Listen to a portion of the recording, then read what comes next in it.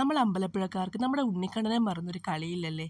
ഓണമായാലും വിഷു ആയാലും ഞാൻ ഏറ്റവും കൂടുതൽ മിസ് ചെയ്യുന്നതും ഇതുതന്നെയാണ്, ഈ ഒരു അമ്പല ദർശനം. ഈ ഒരു മാർച്ച് മാസം എന്ന് പറയുന്നത് നമ്മുടെ ഉണ്ണിക്കണ്ണനും അതേപോലെ തന്നെ അമ്പലപ്പുഴക്കാർക്കും സന്തോഷത്തിൻ്റെ നാളുകളാണ് കേട്ടോ. എന്താണെന്നല്ലേ, ഇപ്പോൾ ദാ മാർച്ച് മാസം ഉത്സവം കൊടിയേറിയിരിക്കുകയാണ്. അതുകൊണ്ട് തന്നെ 10 ദിവസത്തേക്ക് ഇനിയിപ്പോൾ ഉത്സവത്തിൻ്റെ തിമിർപ്പിലായിരിക്കും കേട്ടോ അമ്പലപ്പുഴ മുഴുവൻ. ഇന്ന് രണ്ടാം ഉത്സവമാണ്. അതുകൊണ്ട് തന്നെ ഞാനും കേതിനും കൂടെ ഒന്ന് അമ്പലത്തിൽ വന്ന് തൊഴാന്ന് പറഞ്ഞ് ഇറങ്ങിയതാണ് കേട്ടോ. രാവിലെ തന്നെ ഇവിടെ ഉത്സവമായതുകൊണ്ട് തന്നെ എല്ലായിടവും ലൈറ്റൊക്കെ ഇട്ട് ഡെക്കറേറ്റ് ചെയ്തിട്ടുണ്ട്. അതേപോലെ തന്നെ ആനയും എത്തിയിട്ടുണ്ട്.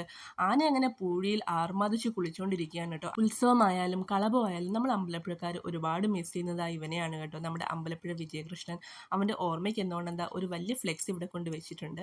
അങ്ങനെ നമ്മൾ അമ്പലത്തിലേക്ക് കയറുകയാണ്. ഇതെൻ്റെ മാത്രം തോന്നലാണോ എന്ന് എനിക്കറിയില്ല. കേരളത്തിലെ അമ്പലങ്ങൾക്ക് വല്ലാത്തൊരു മാജിക്കൽ പവറാണ്. മറ്റെവിടെ പോയാലും കിട്ടാത്ത വല്ലാത്തൊരു ഫീലാണ്, അല്ലെങ്കിൽ ഒരു പോസിറ്റീവ് എനർജിയാണ് നമുക്ക് ഇവിടെ വരുമ്പോൾ കിട്ടാറുള്ളത്. അങ്ങനത്തെ അമ്പലക്കുളത്തിലൊക്കെ ഇറങ്ങി കൈയും കാലും നനച്ചതിന് ശേഷം ദാ ഗീതം കുറച്ചു നേരം കുഞ്ഞു മീനുകളെയൊക്കെ നോക്കി അങ്ങനെ ഇരുന്നു. അതിനുശേഷം നമ്മുടെ ഉണ്ണിക്കണ്ണൻ്റെ ഇഷ്ട വഴിപാടായ ത്രിമുദ്രം വാങ്ങിച്ച് അമ്പലത്തിലൊന്ന് കയറി തൊഴുതു. അതിനുശേഷം വലം വയ്ക്കാൻ തുടങ്ങിയപ്പോഴാണ് ദാ ഇവിടെ ഒരു കുഞ്ഞു വാവ ചോറൂണിനായിട്ട് വെയിറ്റ് ചെയ്തിരിക്കുകയാണ് കേട്ടോ.